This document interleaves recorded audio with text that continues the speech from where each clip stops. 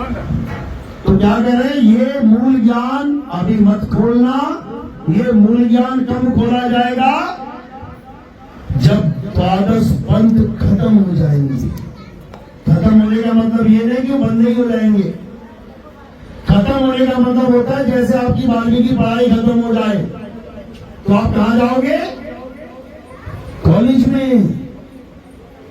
आपकी 10वीं की पढ़ाई खत्म हो जाए कहां जाओगे, 11वीं में। आपकी पहली क्लास की पढ़ाई खत्म हो जाए कहां जाओगे, दूसरी में। इसी प्रकार साहिब ने बोला, मूल ज्ञान तब लग छुपाई जब लग द्वादश पंथ ना मिट जाए। यानी जब तक 12वां पंथ खत्म नहीं हो जाता तब तक इस ज्ञान को हम छुपा के रखेंगे धर्मदास। उसके बाद इस ज्ञान को ऐसा उजागर करेंगे कि पूरे विश्व में इस मूल ज्ञान का डंका बजेगा, डंका। और उसके बाद सारे पंथ, नाना प्रकार के गुरुओं के नाना प्रकार के पंथ, ये सब पंथ एक सतनाम के झंडे के नीचे आ जाएंगे। हमारे झंडे के ऊपर क्या लिखा होता है, सतनाम। ये उसी का इशारा था, ये उसी का इशारा था कि ये एक झंडा और एक नाम और एक भाषा होगी। किसके वचन है ये बाबा जय गुरुदेव के वचन है। कौन कौन जय गुरुदेव वाले यहाँ पे हाथ खड़ा करो जरा, 2-3। आपको पता है ना बाबा जय गुरुदेव ने क्या कहा था अपनी भविष्यवाणियों में, कि ये जो पंथ चल रहे हैं अभी भारत देश में, ये तो छोटी छोटी नदियां हैं। अभी तो समंदर आएगा, समंदर। और जब वो समंदर आएगा तो ये सारी नदियां उसमें समा जाएंगी और एक ऐसा पंथ चलेगा जिसके मुकाबले में इस दुनिया में आज तक कोई पंथ ना चला हो। बोला था कि नहीं बोला था? और उस पंथ के बारे में क्या बोला, उसका एक नाम, एक भाषा और एक झंडा होगा। बोला था कि नहीं बोला था? और बाबा जी नाम कितने देते थे, 5। जो खुद 5 नाम देता था वो सबको जगा के गया कि जो आने वाला पंथ है वो 5 नाम नहीं, एक नाम देगा। एक नाम, एक झंडा, एक भाषा। ये अलग अलग भाषाओं के नाम नहीं होंगे कि हिंदुस्तानी हिंदी में जपेगा, अरबी अरबी में जपेगा, जापानी लड़का जापानी में जपेगा, चाइनीज लड़का चाइनीज में जपेगा। ये सारी भाषा खत्म हो जाएंगी। कितनी भाषा चलेगी, एक भाषा। समझ लो, ये बाबा जय गुरुदेव के वचन हैं। और उन्होंने अपनी वाणी में यह भी बोल दिया था कि आज जो तुम इन 5 नामों से पार हो रहे हो, बल्कि हो नहीं रहे थे, बोलना पड़ा मजबूरी में, और कोई ऑप्शन नहीं थी। उन्होंने बोला आज जो तुम इन 5 नाम से पार हो रहे हो, जब आने वाला महात्मा, भविष्य में आने वाला महात्मा जब उस सच्चे नाम का प्रचार करेगा तो वो एक नाम का प्रचार करेगा। और जब वो एक नाम का डंका बजेगा तब ये 5 नाम, ये जय गुरुदेव का नाम, इससे तुम्हारी मुक्ति नहीं होगी। किस किसने सुनी है, देखिए ये बात लिखी हुई, हाथ खड़ा करो। बहुत बढ़िया, क्योंकि ये सब प्रमाणित है, ये सब प्रमाणित है। कबीर सागर में प्रमाणित है कि एक पंथ आएगा, चलेगा और ऐसा चलेगा कि सब पंथ उसी में सिमट जाएंगे। क्या कह रहे हैं, 12 पंथ काल फुरमाना, भूले जीव न जाए ठिकाना। 13वें पंथ हम ही चले आए, सब पंथ मेट के एक पंथ चलाए। ये कबीर सागर की वाणी है, पढ़ लेना अच्छे से तो तो कौन सा पंथ है जो एक कर देगा सबको? ये तो खुद 542 वाले जितने हैं वो 2 पंथों में बट गए। जो कबीर साहब अनुराग सागर, कबीर सागर धर्मदास से लिखवा रहे हैं, वो एक करने की जगह वो खुद ही एक पंथ 2 पंथ में बट गया। एक 542 दामाखेड़ा में चल रहा है, एक काशी में बैठा हुआ है। अब ये 2 आशीर्वाद कहां से आ गए? अरे दिया होगा तो एक दिया होगा। यहां अपने मन के आशीर्वाद चल रहे हैं। किसी भी गुरु के पास जाओ, थोड़ा सा ज्ञान उठाओ और अपना अलग पंथ बना लो, हो गया आशीर्वाद। भैया ये काम नहीं है, इससे दाल गलने वाली नहीं है। ये मन सबको बेवकूफ बना के बैठा है। ये सब मन की चाल है, और इस मन की चाल में जो फंस गया फिर ये मन बहुत बुरी हालत करने वाला है। कबीर साहब कह रहे हैं, अरे मन ही स्वरूपी देव निरंजन, तुम्हें राखे भरमाई हो, ए हंसा तू अमर लोक का परा कालवश आई हो। अब काल के जाल में तो वैसे ही फंसा हुआ है, जन्म मरण के जाल में ऊपर से एक और जाल फेंक दिया इस काल ने। कौन सा? 52 अक्षर का जाल। सबको फंसा लिया 52 अक्षर में, सबको अटका दिया 52 अक्षर में। इन्हीं 52 अक्षरों को जोड़ो तो नए नए नाम बनाओ और रटवा दो लोगों को। गुरु ग्रंथ साहब ने कबीर साहब कह रहे हैं, अरे 52 अक्षर जोड़े आन, सत्याना अक्षर एक पहचान, सत्य का शब्द कबीरा कहे, पंडित होए सुवन पाए रहे, पंडित जन तो एवं व्यवहार, ज्ञानवंत को तत्व विचार, जाके जीव जैसी बुद्धि हुई, कहे कबीर जानेगा सोई। जैसी बुद्धि मालिक ने दे दी है इस जीव को, वैसी बुद्धि इसकी चलने लग जाएगी। मेरी एक एक वाणी का 10 तरह के महात्मा 10 अर्थ निकाल के रख देंगे। वाणी एक ही होगी, लेकिन बुद्धि 10 तरह से चल रही है। अपनी अपनी बुद्धि लगा के मेरी वाणी का अर्थ का अनर्थ करेंगे, जीवों को भरमाएंगे, 84 में लेके जाएंगे और खुद भी 84 का ही देह पाएंगे। क्या कहते हैं साहिब? अरे झूठा गुरु अजगर बना, 184 जाए, सारी संगत चींटी बनी, तोड़ तोड़ के खाए। कबीर साहब कह रहे हैं भाई कि ये मत समझना गुरु पद मिलेगा तो तुम बख्शे जाओगे, कि तुम कोई भी नाम देते रहो, जीवों को भरमाते रहो, जीवों का बेड़ा गर्क करते रहो, चल जाएगा काम। एक एक जीव का हिसाब होगा, एक एक जीव का। बकरे को काटा है, एक बार काटा है, एक बार गर्दन कटेगी, कोई बात नहीं। लेकिन अगर जीव को भरमा दिया तो कितनी बार गर्दन कटेगी उसकी? 84 लाख बार कटेगी उसकी गर्दन। तो तुम्हें भी 84 का भुगतान भुगतना पड़ेगा, समझ लो। इसीलिए कबीर साहब ने सब गुरुओं को चेतावनी दी है कि सुधर जाओ, सुधर जाओ, सुधर जाओ। क्या कह रहे हैं?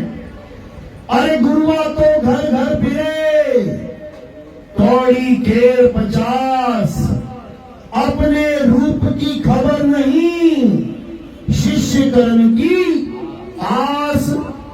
कहते हैं ये गली गली गांव गांव में गुरु लोग घूम रहे हैं शिष्य करने के लिए। ये पूरा गांव मेरा चेला बन जाए, ये पूरा शहर मेरा चेला बन जाए। क्यों? माया के लिए, पैसा आना चाहिए। समझो, अपने रूप की खबर नहीं। उस गुरु को अपने रूप की खबर नहीं है कि मैं क्या हूं। और शिष्यकरण की आस पूरी दुनिया को चेला बनाने चला हुआ है। जब तक अपने रूप को नहीं जान गए तुम किसी का कल्याण नहीं करा सकते, समझ लो। तो ये लोग अपने रूप को तो जानते नहीं और मंत्रों के चक्कर में लोगों को फंसाते हैं। क्या करें कबीर साहब, अरे घर घर मंत्र देत फिरत हैं, माया के अभिमाना, गुरुआ सहित शिष्य सब बूढ़े, अंत काल पछताना, साधो देखो ये जग बौराना। ये पागल हो गए सब लोग। ये 52 अक्षरों को जपा जपा के कहते हैं यही सतनाम है, यही सारनाम है, जबकि ये नहीं जानते कि सत्य नाम, सार नाम, सार शब्द, अबोल नाम, अडोल नाम, अमी नाम, अजर नाम, अमर नाम, ये सब तुम्हारा स्वरूप है। ये तुम्हारे स्वरूप के नाम रखे गए हैं। अजर नाम, कौन सा नाम अजर? कौन सा नाम अजर है? अभी सारे नाम लिख के सब मिटा देता हूं, बता दो कौन सा नाम अजर है? कौन है अजर? अजर का मतलब अमर नाम, अमर का मतलब समझो। ये उसकी बात की जा रही है जिसको ना कोई काट सकता है, ना कोई जला सकता है, ना कोई सुखा सकता है। कौन है वो? आत्मा। आत्मा ही तुम्हारा स्वरूप है। और ये जो तुम काया लेके बैठे हो ये क्या है? 5 तत्वों का पुतला। ये वायु, अग्नि, धरती, आकाश और जल का पुतला है, गुरुजी नहीं है कि तुम इसको गुरुजी मान लो। ये जो शरीर दिख रहा है ये 5 तत्वों का पुतला है। सबसे ऊपर आकाश, उसके नीचे वायु चल रही है, देखो वायु, आकाश, वायु, इसके नीचे क्या है? अग्नि। हाथ लगा देखो पेट के पास, गरम गरम लगेगा। उसके नीचे क्या है? जल। उसके नीचे क्या है? धरती। ये 5 तत्व काम कर रहे हैं अपना। ये 5 तत्व गुरु नहीं है कि तुम गुरु जी की फोटो लगा के बैठे और अगरबत्ती कर लो, मेरे गुरु जी, मेरे गुरु जी। ये 5 तत्व भी किसी का गुरु जी होता है क्या? अगर 5 तत्वों की पूजा करनी है तो आकाश की तरफ अगरबत्ती कर दो, पानी की तरफ अगरबत्ती कर दो, हवा चले अगरबत्ती घुमा दो, धरती की तरफ अगरबत्ती कर दो, आग की तरफ अगरबत्ती कर दो। ये 5 तत्व ही तो ये बने बैठे हैं। उन तत्वों की अगरबत्ती करना ही इन तत्वों की अगरबत्ती है। ये शरीर गुरु नहीं है। गुरु कौन है? कौन है गुरु? कौन है? आत्मदेव गुरु है। आत्मदेव गुरु है। इस चाम के महल में बोलता है गुरु, समझ लो। चाम के महल में बोलता राम है, तू राम और चाम को चीन भाई। चाम को अलग कर ले, राम को अलग कर ले, नीर को अलग कर ले, शीर को अलग कर ले। नीर शीर का करे निबेड़ा और कहे कबीर सो हंस है मेरा। मेरा हंस वो है जो आत्म ज्ञान को प्राप्त करे। मेरा हंस वो नहीं है जो इस माटी के शरीर को गुरुजी गुरुजी गुरुजी कर रहा है। इस शरीर को तो गुरु चला रहे हैं, गुरुजी चला रहे हैं शरीर को। गुरुजी जिस दिन छोड़ देंगे ये शरीर ढेरी हो जाएगा मिट्टी की। 4 लोग लेके जा रहे होंगे चलावा आरती चौका करने, ले चलो इसको, हो जाएगी हालत खराब। गुरु कभी नहीं मरता। गुरु कौन है? शब्द गुरु है।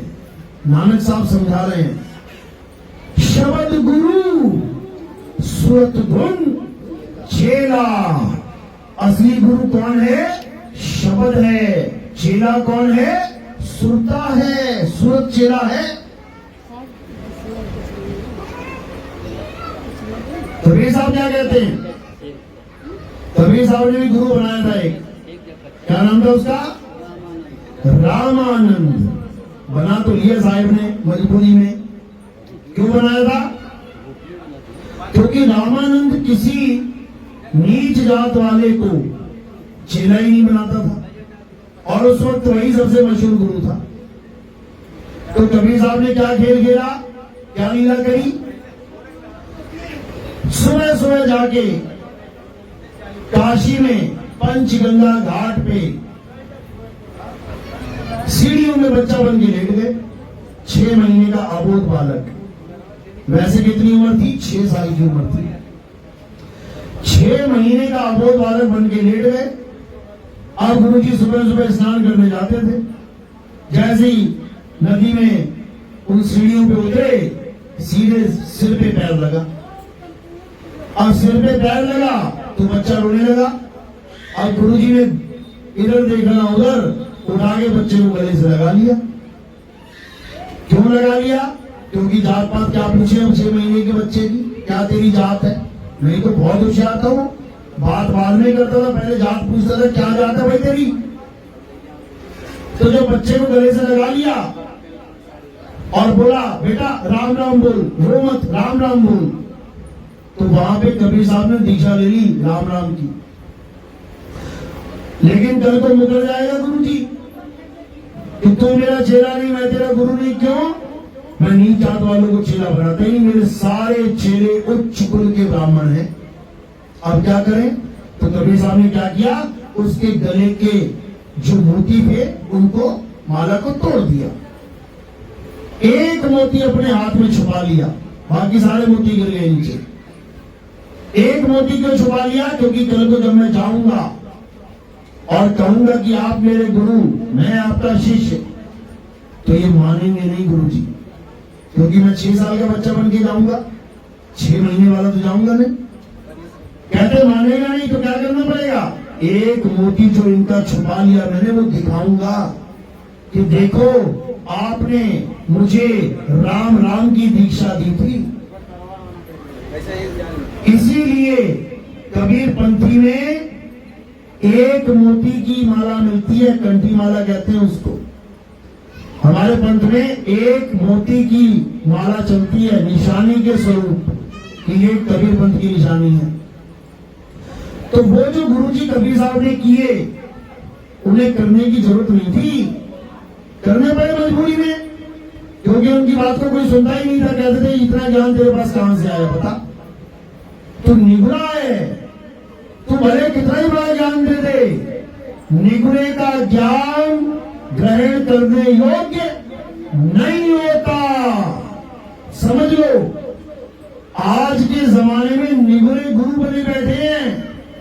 पहले निगुरे को बोलने की भी इजाजत नहीं होती थी सभा में। पहले तुम्हें अपने गुरु वंश की प्रणाली बतानी पड़ती थी, किसके चेहरे हो, क्योंकि शास्त्र अनुसार बात करोगे। अगर गुरु धारण किया होगा और गुरु धारण नहीं किया होगा तो क्या करोगे? मनमुखी बातें करोगे।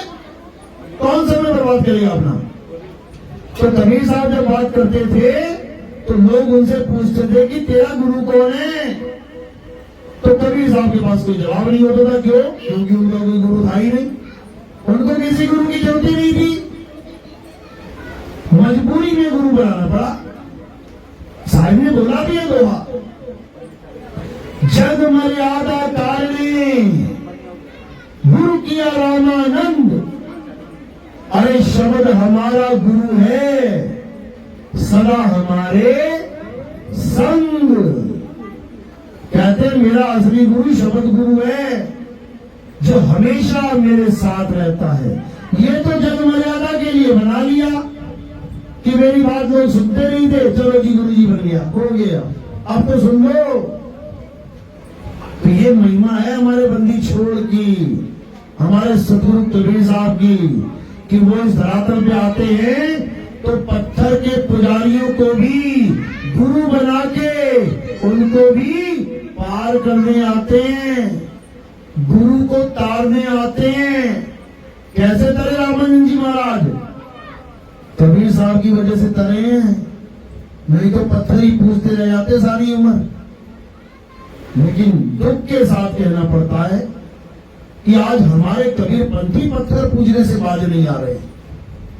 नाम रख लिया कबीरपंथी और पूजा कर रहे हैं पत्थरों की। जब पत्थर टूट जाता है तो कहां फेंक देते हैं? कबाड़ में। तो किसकी पूजा करते रहे आज तक? कबाड़ की। इसीलिए मैं कहता हूं ये कबीरपंथी नहीं है, कबाड़पंथी है। कबीरपंथी कब होंगे? जब कबीर को जान लेंगे, कबीर को पहचान लेंगे।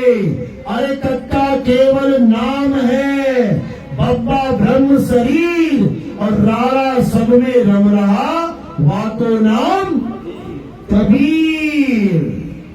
जब कबीर को जान लेंगे तब ये कबीरपंथी होंगे, अभी कबाड़पंथी हैं ये सब। तो साहिब फिर समझा रहे हैं, अरे कबीर कबीर क्या करे, तू खोज अपन शरीर, ये दसों इंद्रियां बस में कर, तू आपे आप कबीर। तू ही कबीर है, लेकिन तुझे याद ही नहीं है कि मैं कबीर हूं, भूला बैठा है। अरे हंसा तू तो सबल था, हल्की तेरी चाल रंग कुरंगी पड़ गया, ताते हुआ द्वार।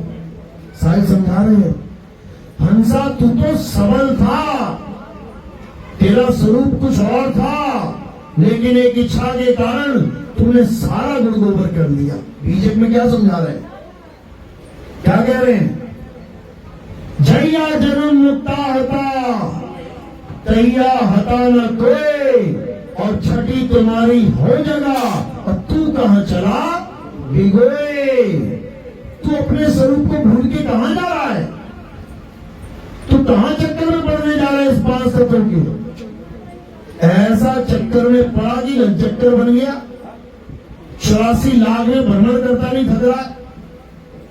84 लाख के बाद एक जन्म मिलता है इंसान का, उसमें भी इसको खबर नहीं पड़ रही है कि मैं क्या करूं।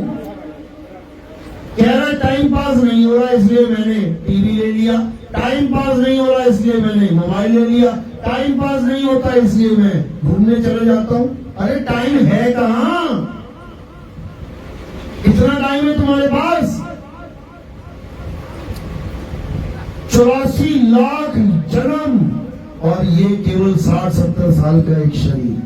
सोचो, इतना अनमोल जन्म बर्बाद करने में लगा है, पत्थर पूजने में, माला जपने में, मंत्र जपने में। ये सब छोड़ना है। क्या कह रहे हैं साहब? अरे माला फेरू ना हरि भजू, और मुख से कहूं ना राम।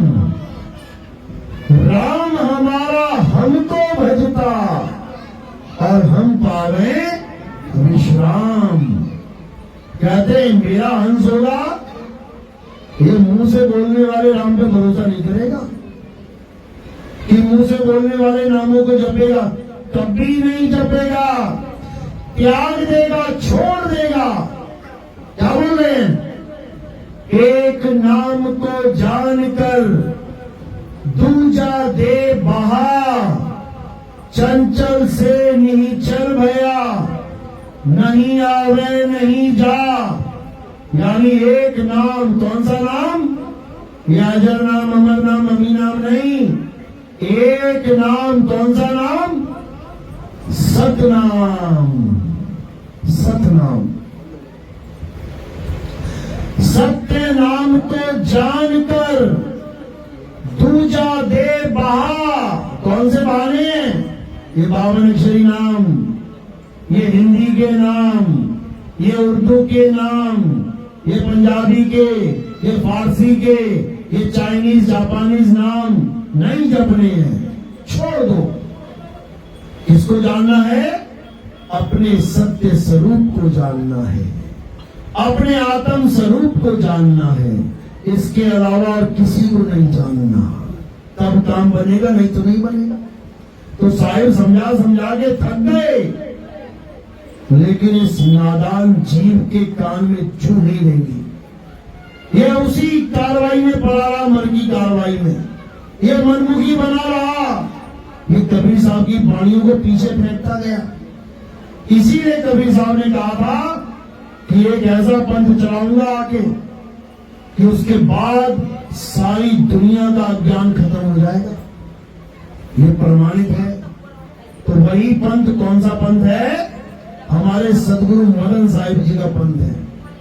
मदन साहिब को कबीर साहब आज से लगभग 125 साल पहले प्रकट होके मिले, क्योंकि कबीर साहब किसी देव बंधन के गुलाम नहीं है, किसी माँ बाप के मिलन के गुलाम नहीं है कि माँ बाप की शादी नहीं होगी तो कबीर पैदा नहीं होगा। कबीर साहब पैदा नहीं होते, कबीर साहब प्रकट होते हैं। अरे पानी से पैदा नहीं और श्वासा नहीं शरीर, कछु आहार करते नहीं, वाको नाम कबीर। अरे गगन मंडल से उतरे साहिब सत्य कबीर, और जलज माही पौधन किए दोनों दिन के पीर। समझ लो, वो प्रकट होते हैं। कुछ ऐसी प्रकट हुए मदन साहिब के सामने, गर्दन काटने जा रहे थे अपनी मदन साहिब। क्यों? अष्टांग योग सिद्ध थे, अष्टांग योग सिद्ध थे। जब कबीर वाणी पड़ी, बीजक पड़ी, तो जमीन निकल गई पैरों से। कहते जो हमें प्राप्त हुआ आज तक, वो सारा खंडन कर दिया बीजक में। यानी हम खाली के खाली बैठे हैं और सोच रहे हम अष्टांग योग सिद्ध हो गए। अब ललक लग गई कि मुझे वो चाहिए जो बीजक में बताया है कबीर साहब ने। क्या बताया है? सारी शब्द गई बाची हो, मानो एतबारा, अक्षर पुरुषिक पेड़, निरंजन वाकी डारा। यानी मुझे सार शब्द चाहिए जिससे मैं बचूंगा। लेकिन कोई गुरु था ही नहीं जो उनको सार शब्द का लिखाव कराए। तो कहते हैं जंगल में चले गए तलवार लेके। कहते हैं मालिक को अरदास करते, परमात्मा से अरदास करते कि मुझे अगर आपने प्रकट होकर सार शब्द का भेद नहीं समझाया तो मैं अपनी गर्दन उड़ा दूंगा। 7 दिन का समय बोल दिया कि अगर 7 दिन के अंदर परमात्मा नहीं आए, अगर इस दुनिया में कोई परमात्मा है तो, अगर नहीं आया तो मेरा भी रहने का क्या फायदा? जब परमात्मा ही नहीं है तो मैं क्या करूंगा रह के? तो उन्होंने 7 दिन का शपथ लिया कि 7 दिन में अगर परमात्मा नहीं आए तो मैं गर्दन काट लूंगा। 7 दिन तक बैठे रहे और जब उठे तो परमात्मा नहीं आया। नहीं आया तो बड़ा दुख हुआ। बोले इस दुनिया में परमात्मा है ही नहीं, ये सब कल्पित ज्ञान है। जितने ये वेदों पुराणों में, जितने ग्रंथों में ये बोला गया, ये सब झूठ है। बस इतना ही बोले, गर्दन पे तलवार रखी और झटके से जब काटने लगे, इतने में कबीर साहब प्रकट हुए, हाथ पकड़ लिया। क्यों भाई मदन, आत्महत्या करके महापाप करने चले हो? मदन साहब कहते छोड़ दो मुझे, मेरे जीने का कोई मकसद ही नहीं है। कहते क्या हुआ, तुझे क्या चाहिए?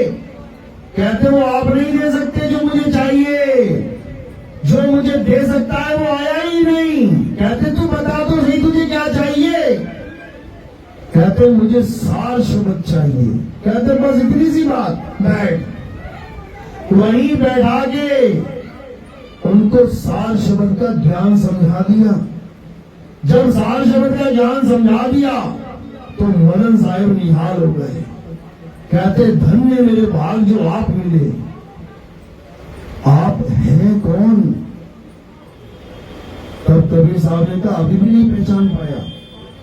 तो मदन साहब चरणों में गिर पड़े, कहते मुझे आज यकीन हो गया कि परमात्मा है, लेकिन इस संसार में इतने जीव फंसे पड़े हैं, इतनी दुर्गति है जीव की, कैसे कल्याण होगा इनका, कैसे बचेंगे ये सब? ये ज्ञान सबको मिलना चाहिए। तो कबीर साहब ने क्या कहा कि ये ज्ञान सबको मिलेगा और तेरे ही द्वारा मिलेगा, तेरे ही पंथ के द्वारा मिलेगा। मदन साहब कहते मैं कैसे प्रचार करूंगा पूरे संसार में? तो कबीर साहब क्या कहते, चिंता मत कर, तेरे पंथ में 4 गद्दियां चलेंगी। कौन कौन सी? एक आचार्य गद्दी सबसे टॉप पे, एक दीवान गद्दी, एक कोतवाल गद्दी, एक कड़ीधार गद्दी। ये ऊपर की 3 गद्दियां जो होंगी, ये 3 मन के प्रभाव होंगे, ये मन की अवस्थाएं होंगी। यानी आचार्य गद्दी मतलब जिसके मन में आचार्य बनने की हवस होगी, वो आचार्य गद्दी का कहलाएगा। दीवान गद्दी यानी आश्रमों की देख रेख, सारा सिस्टम बनाना। कहते जो जिसके मन में आश्रम बसा होगा, थोड़ा सा पैसा आया नहीं ये बनवा लूं, थोड़ा सा पैसा आया नहीं वो बनवा लूं, ये दीवान गद्दी होगी। कोतवाल गद्दी जो सारे झगड़ों फसादों का निपटारा कर देगा, जिसके मन में ज्यादा ललक होगी। आश्रम की जमीन पे कब्जा कर लिया, हम केस कर देंगे, ऐसा हो गया हम ये कर देंगे, झगड़ा हो गया हम ठीक कर देंगे। इन तीनों का ध्यान इसी में रहेगा। लेकिन जो चौथी गद्दी होगी, कड़ीहार गद्दी, कहते हैं उसके द्वारा पूरे संसार में डंका बजेगा। तो साहिब ने वहां बाणी बोली, चौथी गद्दी होई अवतारा, ताता चरित्र विदित संसारा, हम उनके सिर बैठ में आई, और वासे पार कोई नहीं पाई। चौथी गद्दी भई अवतारा, और डंका बाजी सब संसारा। कहते हैं जब उस ज्ञान का अवतार होगा, यहां देह के अवतार की बात नहीं करी उन्होंने, ज्ञान अवतार की बात करी है, क्योंकि देह गुरु होता ही नहीं है। ज्ञान अवतार की बात करी कि जब वो ज्ञान प्रकट होगा, पूरे संसार को एक कर देगा। हर पंथ, हर धर्म का इंसान जब वो सत्संग सुनेगा, तो वो सत्य को जानकर नतमस्तक हो जाएगा, वो सत्य को काट नहीं पाएगा। ये वाणी में दर्ज है। कौन सा ग्रंथ है? अभिनंदन ग्रंथ। और दुख के साथ कहना पड़ता है, जिस गद्दी पे वो ग्रंथ छपा था, वही गद्दी के अब जो संत महात्मा बैठे हैं, वही उसको नहीं मानते।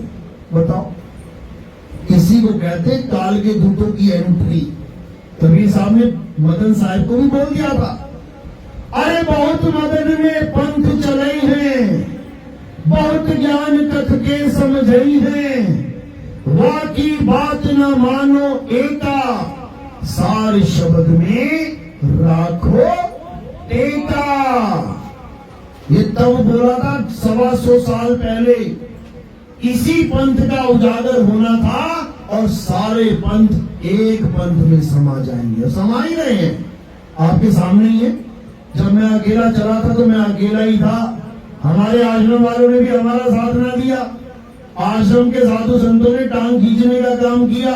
लेकिन आज वो समय है जब हर इंसान इस ज्ञान को सुनता है, समझता है, और अपने जीव का कल्याण करने के लिए सतनाम के झंडे के नीचे आ जाता है। ये है वो पंथ। ये 52 खड़ी पंथ नहीं है, समझ लो। बात समझ में आ रही है मेरी?